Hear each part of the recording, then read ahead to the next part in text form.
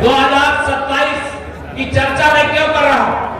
इस समय समाजवादी पार्टी के मुखिया श्री अखिलेश यादव पूरे उत्तर प्रदेश में घूमते हैं और घूम घूम करके कहते हैं हम पीडीए की बात कर रहे हैं। पीडीए का मतलब जानते हो? अच्छा आप बताओ, यहां पर 2012 में जब श्री अखिलेश यादव मुख्यमंत्री बने थे तो जिसे ये पीडीए कहते हैं, अगर पिछड़ों ने, दलितों ने समाजवादी पार्टी को उस समय वोट नहीं दिया होता तो क्या अखिलेश यादव मुख्यमंत्री बनते? क्या दोनों हाथ में बताओ, बनते क्या? और जब वो मुख्यमंत्री बने, मुख्यमंत्री बनने के बाद पिछड़ों और दलितों का ध्यान रखा क्या? दोनों हाथ में बताओ, रखा क्या? सत्ता में जब थे तब तुम्हें पिछड़ों दलितों का ध्यान नहीं आया। जब सत्ता से बेदखल हो गए तो पिछड़ों दलितों की बात करके धोखा देना चाहते हो? तुम्हारा पीडीए फर्जी है अखिलेश यादव जी। तुम्हारा पीडीए तुम्हारे परिवार के डेवलपमेंट की एजेंसी मात्र है। तुम्हारा पीडीए गुंडों, अपराधियों, माफियाओं, दंगाइयों का संरक्षण करने वाला है। तुम्हारा पीडीए मुस्लिम तुष्टीकरण की राजनीति करने वाला है। तुम्हारा पीडीए गरीबों की जमीनों पर कब्जा करने वाला, व्यापारियों से फिरौती लेने वाला है, उद्योग धंधों को चौपट करने वाला है।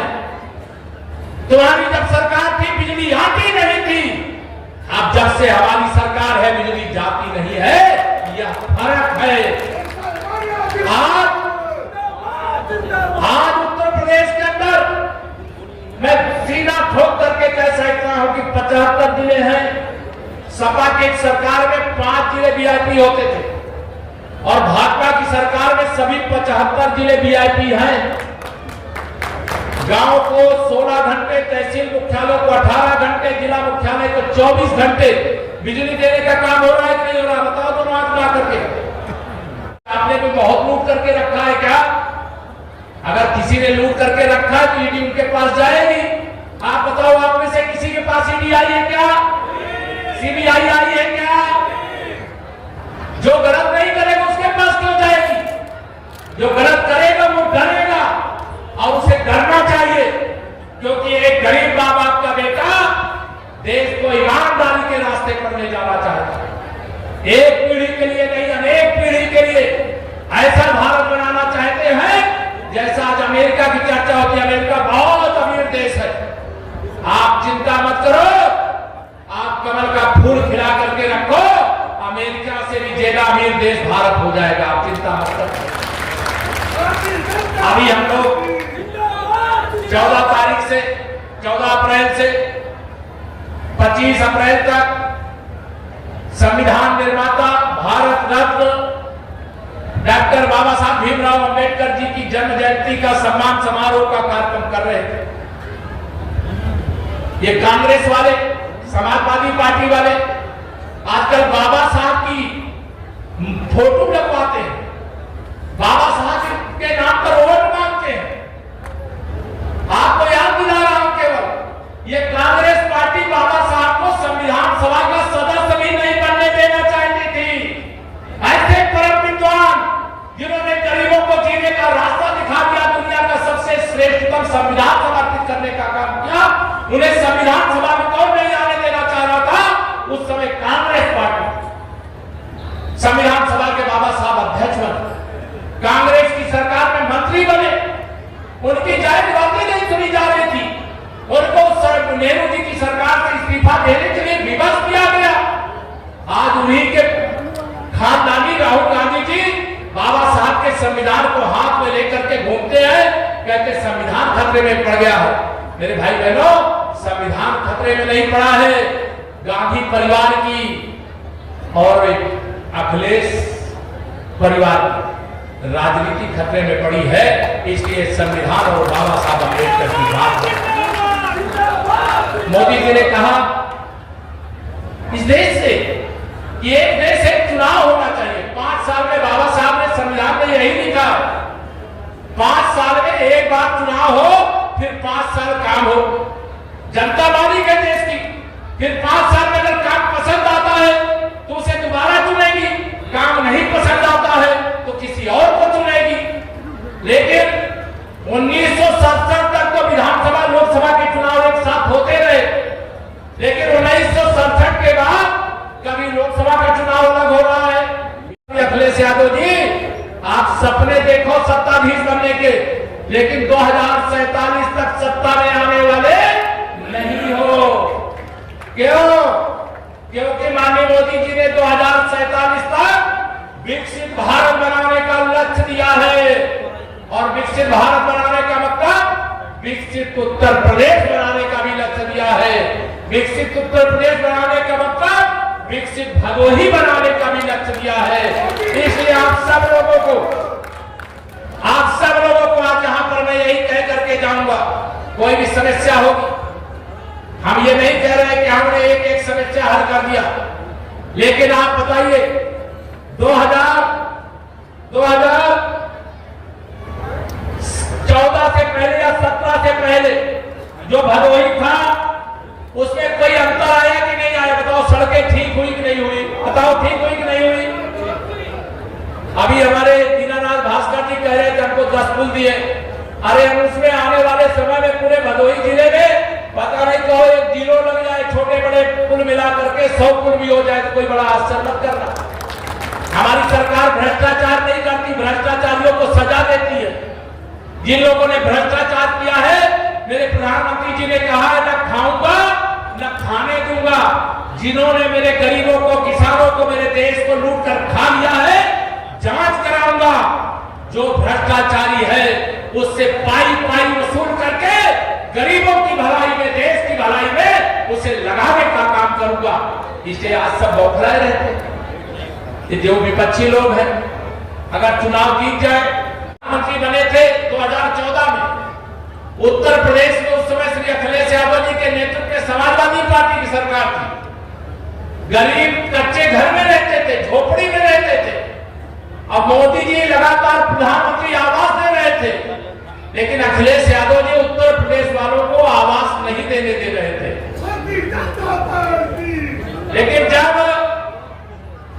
उत्तर प्रदेश में 2017 में आपने कमर खिला दिया, भारतीय जनता पार्टी की सरकार बना दिया, तो भदोही सहित पूरे उत्तर प्रदेश में हम लोगों ने 56 लाख गरीबों को आवास देने का काम कर चुके हैं। और आप सबको यह भी बताना चाह रहा हूं, अभी मेरे सारे अधिकारी यहां पर हैं, अभी 30 अप्रैल तक सर्वे चल रहा है। अभी जिनको आवास नहीं मिला उनको भी आवास देने के लिए मोदी जी ने फाइल पर हस्ताक्षर कर दिया है। 3 करोड़ और गरीबों को घर दिया जाने वाला है। मेरे प्रधानमंत्री जी ने कहा है, हमारे मुख्यमंत्री योगी आदित्यनाथ जी से भी कहा, मुझसे भी कहा, केशव जी मेरे उत्तर पूरे देश में कोई झुग्गी झोपड़ी में नहीं रहेगा, कच्चे घर में नहीं रहेगा, लेकिन उत्तर प्रदेश का मैं सांसद हूं, उत्तर प्रदेश के अंदर कोई भी कच्चे घर में नहीं रहेगा, झुग्गी झोपड़ी में नहीं रहेगा। हम आपको विश्वास दिलाना चाहते हैं।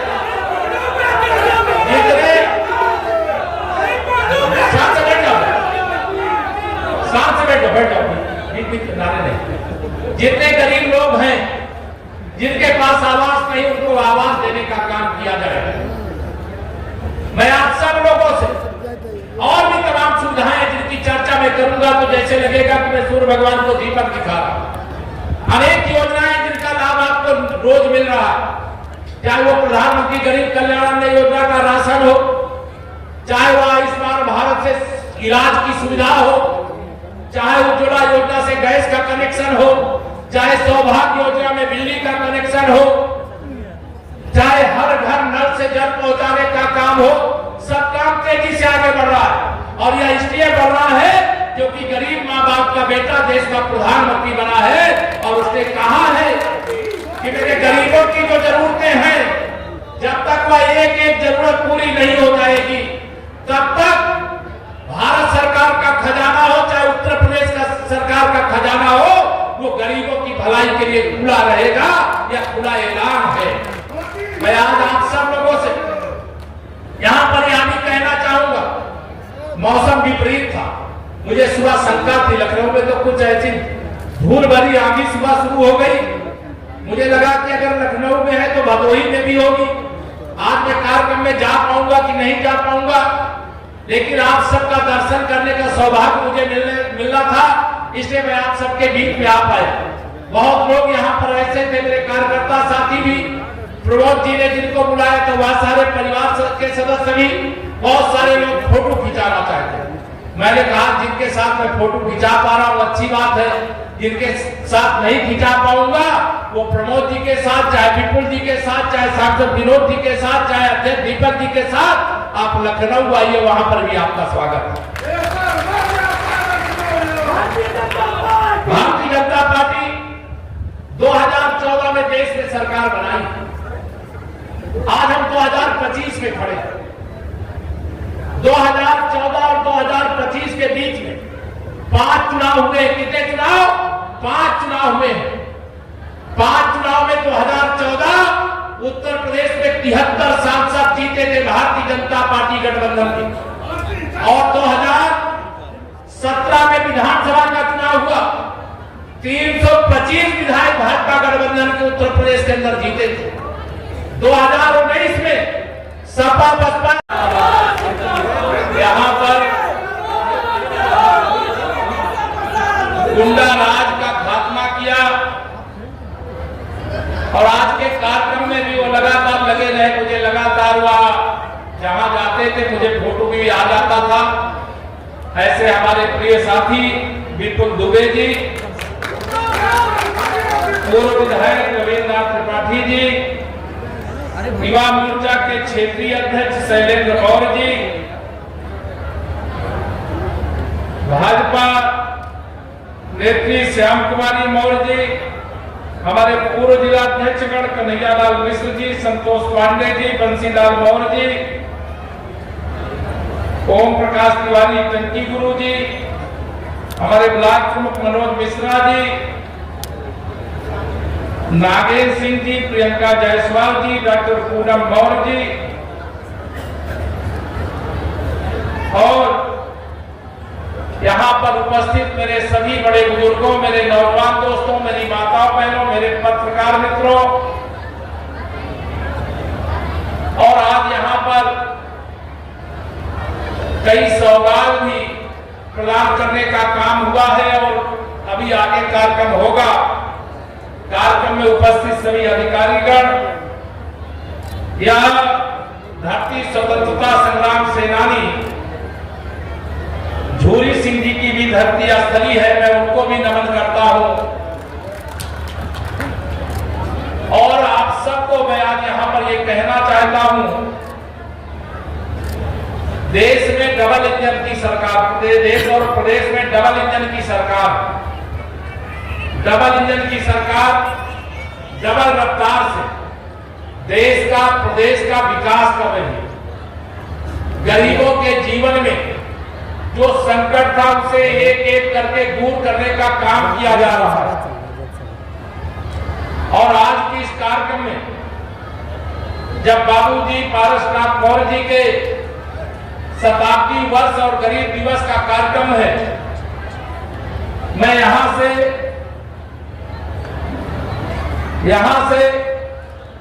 यही कहना चाहूंगा कि गरीबों के लिए जो बाबूजी कर रहे थे, आज वही काम डबल इंजन की सरकार के द्वारा किया जा रहा है। मंच पर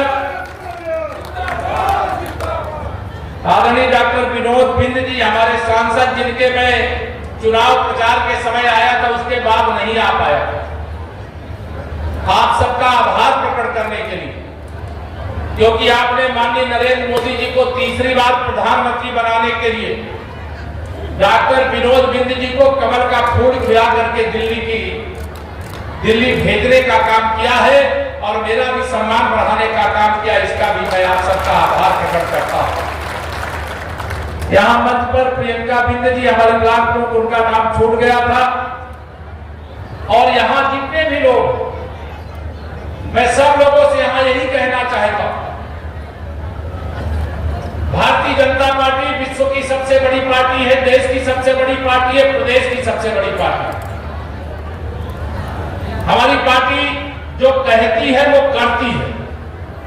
भदोही वाले तो बड़े सौभाग्यशाली हैं कि माननीय प्रधानमंत्री नरेंद्र मोदी जी के संसदीय क्षेत्र के साथ जुड़ा हुआ आपका संसदीय क्षेत्र है। जिन माननीय मोदी जी की चर्चा आज पूरे दुनिया में होती है, दुनिया का कोई भी नेता अगर किसी भी विषय पर परामर्श करना होता है तो किससे करता है? तो हमारे प्रधानमंत्री माननीय श्री नरेंद्र मोदी जी से करता है। आज आप सब जानते हैं, अभी आतंकवादी हमला हुआ, कूटनीतिक मोर्चे पर पाकिस्तान को जिस भाषा में समझना चाहिए उस भाषा में समझाने का निर्णय हो चुका है, और जिस निर्णय का देश को इंतजार है उसमें बहुत देरी नहीं होगी। उस पर मैं कुछ बोल भी नहीं सकता, बोलना भी नहीं चाहता, लेकिन आपको भी विश्वास होगा, मुझे भी विश्वास है, अगर उरी और पुलवामा के आतंकवादी हमले का जवाब सर्जिकल स्ट्राइक और एयर स्ट्राइक से दिया गया है तो आप विश्वास रखना, पहलगाम का जो आतंकवादी हमला है उसका इतना करारा जवाब दिया जाएगा कि इन कायर आतंकवादियों ने किसी निहत्थे को आकर के आप गोली मार दो और बहादुर कहलाते हो। संसार के सबसे बड़े कायर हैं, अगर आपके पास दम थी तो हमारी सेना से लड़ते, हमारे सुरक्षा बल के जवानों से लड़ते। तुमने निर्दोषों को क्यों इसलिए मार दिया कि वो हिंदू थे? उनको इसलिए मार दिया कि वह जम्मू कश्मीर जहां से 370 हट गई और हटने के बाद आज वहां लाखों की संख्या में नहीं, प्रतिदिन अभी पिछले साल का आंकड़ा आया कि 2 करोड़ से अधिक लोग जम्मू कश्मीर पर्यटक के रूप में गए। और पर्यटक अगर किसी जगह जाता है तो रोजगार कहां के लोगों को मिलता है? वो जम्मू कश्मीर के लोगों को मिलता है। आपने केवल भारत पर हमला नहीं किया, भारत के पर्यटकों पर हमला नहीं किया, आपने उस कश्मीर के लोगों को जिनके रोजगार का रास्ता पर्यटन के आधार पर खुल रहा था, आपने उस जन्म शताब्दी का भी वर्ष है। और सबसे अच्छी बात यह है कि बाबू जी के जन्म दिन को आप गरीब दिवस के रूप में मनाते हैं। मैं कुंवर प्रमोद जी को और बाबू जी के जो अनुयायी हैं उनको सबको हृदय से इसके लिए धन्यवाद देता हूं। और जब गरीब दिवस की बात आई तो मुझे देश के प्रधानमंत्री माननीय नरेंद्र मोदी जी, वह भी एक गरीब माँ बाप के बेटे हैं, जब से प्रधानमंत्री बने हैं गरीबों की गरीबी दूर करने के लिए लगातार प्रयास कर रहे हैं। आज मैं कार्यक्रम में आया हूं और मुझे यहाँ पर बहुत स्वागत भी किया गया, माला भी पहनाई गई।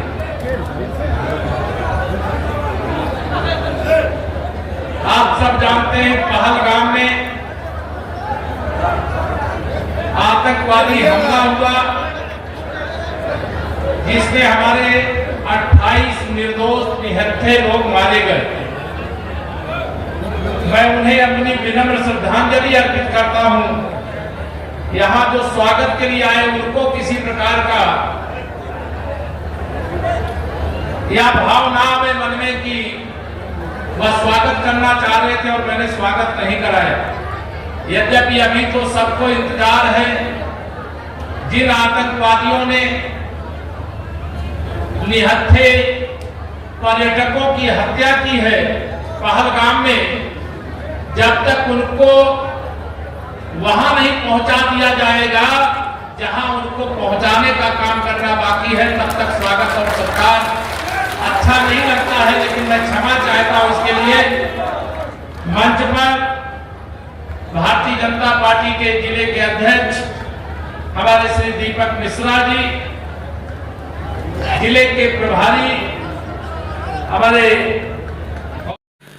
आकाश भूमि न्यूज राष्ट्रीय समाचार पत्र व वेब न्यूज चैनल, निडर पत्रकारिता की एक अनोखी झलक।